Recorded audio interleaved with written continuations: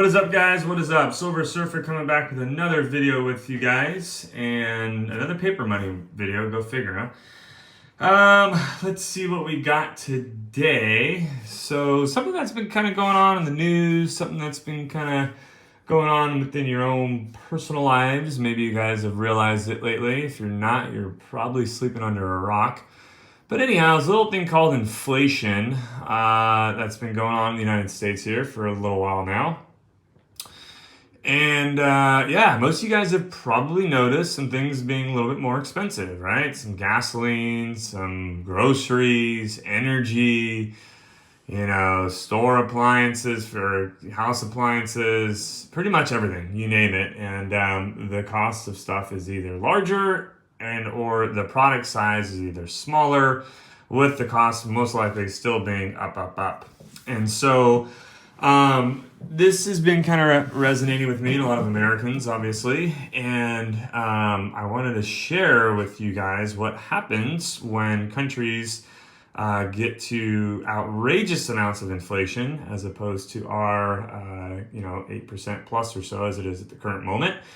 But nonetheless, this is potentially could very well start like that and then get a little bit out of control when government spending gets out of control. So without further ado, we'll go and show you guys this here. This is a real 100, see right there, trillion dollar note. This is the $100 trillion note. Look at all those zeros, man. I promise to pay the bearer on demand $100 trillion from the Federal Reserve Bank of Zimbabwe. 2008 version. Serial number here on the side. Nothing fancy about it. These little rocks are a very sacred place in Zimbabwe as well. It's got some security features. That cow kind of embossed little cow there, and then this other little feature shaped country-wise. On the back side, you got the bull, you got some waterfalls, which are also other sacred items to the country of Zimbabwe, which is located in Africa. And again, Reserve Bank of Zimbabwe, beautiful colors on it. I like the colors a lot. This note's uncirculated. I don't know what a grade is. It's got some handling marks and stuff like that, but probably a lower uncirculated grade. I got this for my birthday a number of years back. And the funny story about this is that I've wanted one for a while, but I never pulled the trigger on it, and they've actually got kind of expensive for what they are because they're collectible notes now. At one point in time, though, back in the early 2000s, the country of Zimbabwe, and even to today, they still haven't learned their lesson. It looks like America hasn't learned much either, but nonetheless, their country started printing money. There was a lot of poor policies that were in place in the country of Zimbabwe when new leadership took over.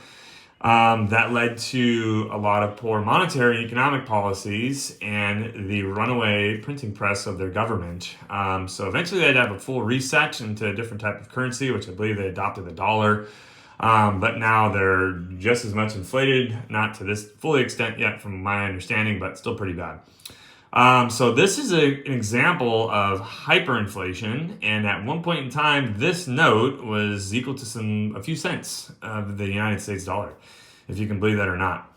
I remember reading an article back in the day from the local guy down in Zimbabwe who was pushing a wheelbarrow into the grocery store, and they asked him if he's concerned. It was filled with cash, and they asked him if he was concerned with all that cash walking down the street.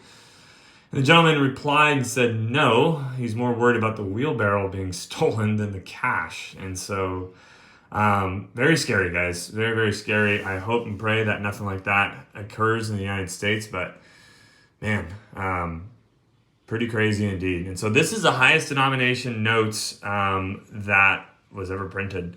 There are some back in Germany in World War II with the hyperinflation era as well that are said to be, I guess, a higher amount worth or something like that, but not, I don't think the denomination's higher. This is kind of the one that's been reflected as the winner or the biggest loser, if you would. So we'll just place this little guy over here in the background. And in the meantime, what I wanted to talk to you about, as you guys know, I always share a little something extra here on my channel, is this book, America's Money, America's Story by Richard Doty, with a little foreword by Q. David Bowers. And this, guys, is a absolute phenomenal book here.